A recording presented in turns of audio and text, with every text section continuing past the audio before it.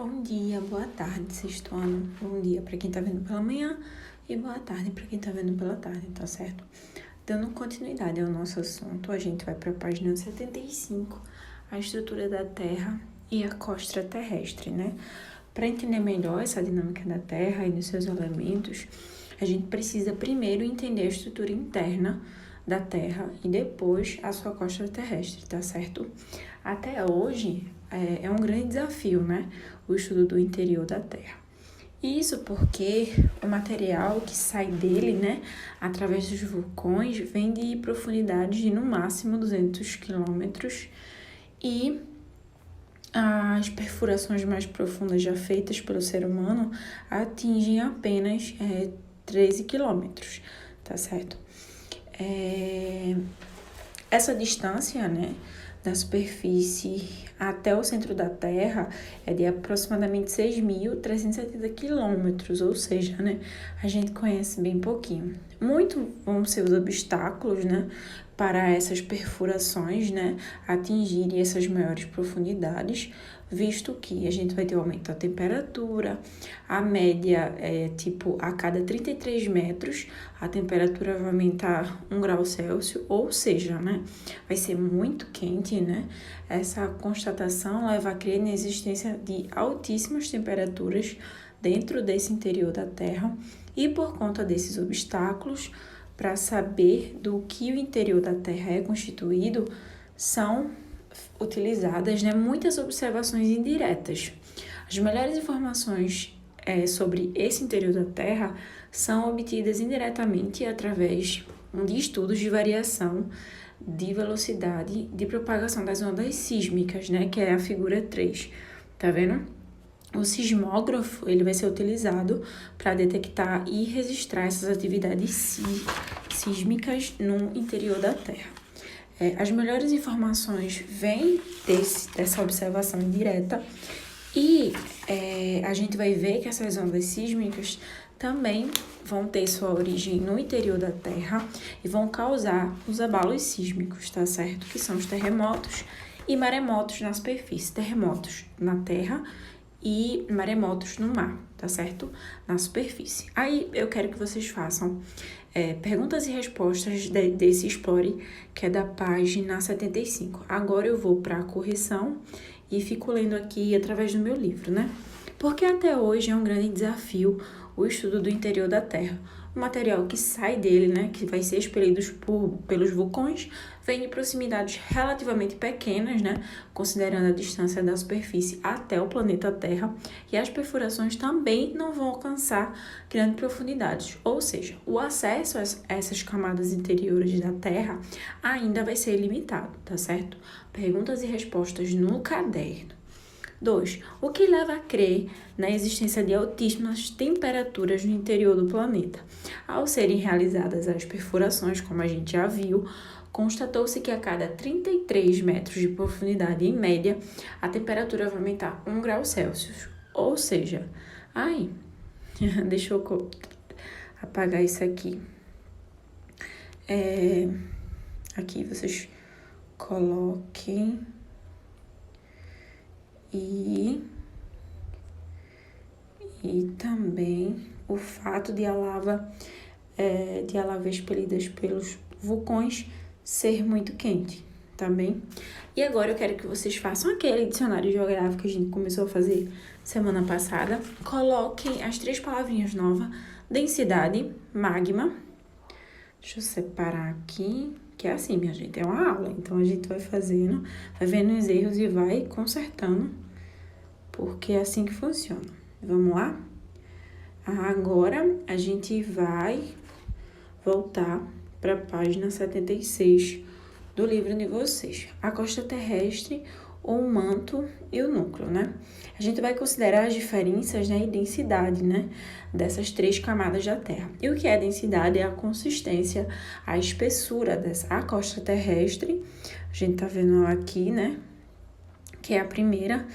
Vai ter a crosta oceânica, que vai fazer parte dos oceanos, e a crosta continental, que vai fazer parte do continente, com temperatura máxima de 500 graus Celsius, tá certo? A crosta terrestre, como eu já falei, vai ser a primeira camada. superficial externa já consolidada do planeta, o qual a gente já sabe qual é, né? Ela vai ser fina, com espessura de 5 km a 70 km aproximadamente, sendo mais espessas nos continentes, né? 70 km, e mais fina nos oceanos, de 5 km a 10 km aproximadamente. O manto, né? Vai ser dividido em manto superior, transicional e manto inferior também. A composição vai ser rochas em estado viscoso, né, com temperatura mais quente. É a segunda camada, ou seja, a camada intermediária, né, composta predominantemente de magma, que é a larva dentro ainda, né, do processo do interior da Terra. Vai se dividir, como eu já falei, manto superior, manto transicional e manto inferior, que vai apresentar diferentes temperaturas e suas profundidades. E a gente vai ter o núcleo, né? Que a gente vai ter o núcleo externo e o núcleo interno, composição de metais em estado líquido, o núcleo externo e o núcleo interno, composição em estado mais sólido. É a terceira camada, também conhecida pelo nome de NIF. Nela vai predominar dois minerais, o ferro e o níquel, e vão se dividir em duas partes, núcleo externo ou líquido, núcleo interno ou sólido. Também vai apresentar temperaturas muito altas, né? Entre a costa e o manto, há uma espécie de fronteira que pode variar entre 5 km e 10 km e vai receber o nome de descontinuidade de Morozevich. Não sei falar direito. Entre o manto e o núcleo há também uma fronteira, o nome de descontinuidade de Gutenberg, tá certo? Assim, a gente precisa só entender que ela vai ser dividida em três partes, né? Costa oceânica, manto superior e núcleo externo e núcleo interno também, tá certo? A mobilidade da costa terrestre e as placas tectônicas, né? Em 1912, o alemão Alfred Wegener divulgou uma teoria chamada deriva dos continentes. E segundo essa teoria, a costa terrestre, né, seria um único bloco e se fragmentou em enormes pedaços que vão se mover de forma lenta, mas contínua, né, todo ano crescendo um pouquinho, se distanciando um pouquinho. Esse grande bloco vai ser dividido em dois pedaços menores, chegando à configuração que a gente tem hoje, tá certo? No princípio era só um continente, Pangeia, a gente vai estar vendo essa aqui. Depois a gente vai ter dois continentes, Laurásia e Gondwana, e já vai ter também a configuração depois que a gente tem hoje, tá certo? Que são os continentes que vão se afastando cada vez mais até chegar ao que a gente tem hoje, tá certo? Cadê? Eu ia mostrar uma coisa a vocês. Aqui, esse daqui é o que é mais exatamente o que é hoje, tá certo? E a página 78, vocês vão ver que no princípio essa teoria ela não foi muito aceita, né? Isso só mudou com a descoberta de que a costa terrestre ela vai ser formada por essas placas tectônicas, né? E que realmente não vai se constituir em um único bloco, como se imaginava antes, né? A comprovação que a camada mais externa da Terra se subdivide em várias partes ocorre a partir da década de 1960.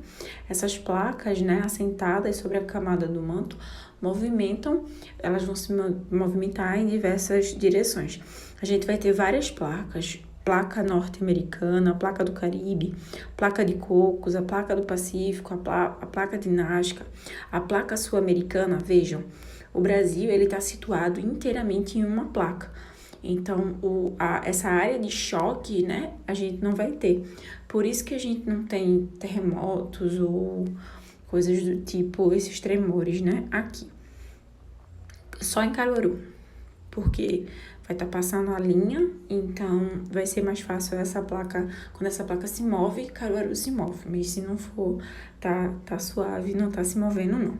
A gente vai ter outras placas também, tá certo, aqui na parte da Europa, da África. Observem bem, tá? A área de choque, a área de separação, né? A área que ela se separa. Localiza o Brasil, qual a sua posição geográfica na placa sul-americana e quais seriam as vantagens dessa localização, né? O território brasileiro vai estar distante, como eu já tinha falado, dessas zonas de contato entre as placas, há menores riscos, né, de grandes tremores de terra no país e a baixa incidência de sismo, né, comparativamente a outros países, e vai estar relacionada a pouca ou quase nenhuma atividade vulcânica que a gente tem, tá certo? E depois a gente vai ver o movimento das placas, mas não agora. Essa aula de hoje é só para vocês verem esse comecinho mesmo. Quero que vocês copiem perguntas e respostas da correção do Explore também, tá certo? Que é bem pequenininho. E quero que vocês façam essa atividade, perguntas e respostas também no caderno. São 2 quesitos, tá certo? Bem facinho.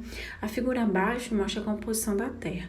Cada camada possui estrutura e elementos característicos. É correto afirmar que núcleo é a camada mais fina, e fica próximo à atmosfera. Não, o núcleo é o último, a atmosfera é que é a camada mais fina, tá certo?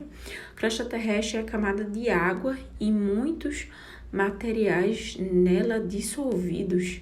Costa terrestre tem água, ó, tá vendo a costa? Não tem, tá certo? E dos materiais nelas envolvidos. Não, tá errada, tá certo? É camada de água e muitos... Não é a camada de água, né? Ele vai ter água, mas vai ter também a questão continental, tá certo? Manto é a camada intermediária, ó, manto, camada intermediária com a grande espessura, realmente. O manto vai ser ali realmente o que vai ter uma camada mais expressiva. Considerando a estrutura da Terra abaixo, identifique as camadas apontadas pelo número 1, 2, 3 e 4. Aí você só vai numerar. Primeiro, crosta terrestre. Segundo, manto. Terceiro, núcleo externo. E último, núcleo interno, tá certo? Aguardo a atividade de vocês no privado e qualquer dúvida é só perguntar.